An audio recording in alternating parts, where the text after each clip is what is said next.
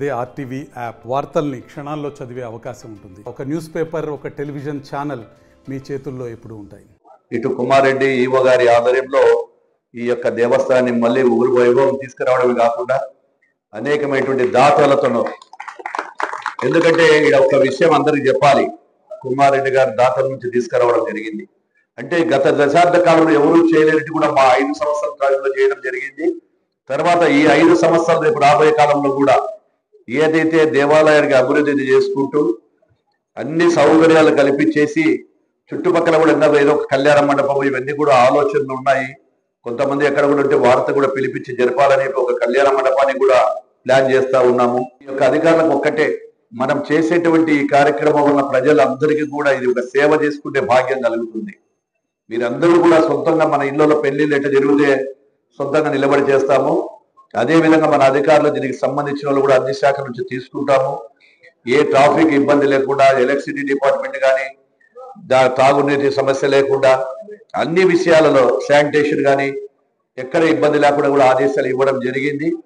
అది యొక్క భక్తులకు ఇబ్బందులుగా లేకుండా చేస్తూ రాబోయే కాలంలో కూడా దీన్ని చౌడేశ్వరి టెంపుల్లో కూడా ఇంకా డెవలప్మెంట్ చేయాలి. దాతలు చాలా మంది ముందుకు వస్తున్నారు, వాటిని కూడా చేస్తూ ఇంకా అభివృద్ధి చేయాలనేటువంటి ఆలోచనలో ఇంకా ప్లాన్స్ కూడా వేయడం జరుగుతూ ఉంది. చుట్టూ ప్రహారీ కూడా అడుగుతారు, కొంతమంది దాతలను అడగడం జరిగింది.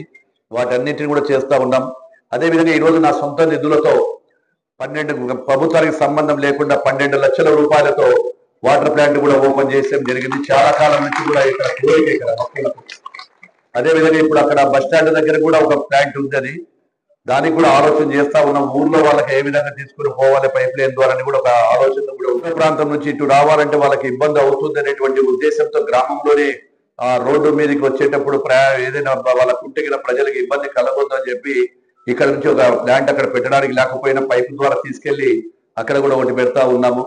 ఈ నందవరం ప్రజలు ఒక్కటిగా వారికి అందరూ కూడా సుఖ సంతోషాలతో ఉండాలని, ఇక్కడ వచ్చేటువంటి భక్తులకు అన్ని సౌకర్యాలతో కల్పిస్తూ ఈ యొక్క రాష్ట్రంలో కానీ ఇక్కడ కానీ జరుగుతున్నటువంటి పరిణామాలన్నీ చూస్తూ ఉన్నాము.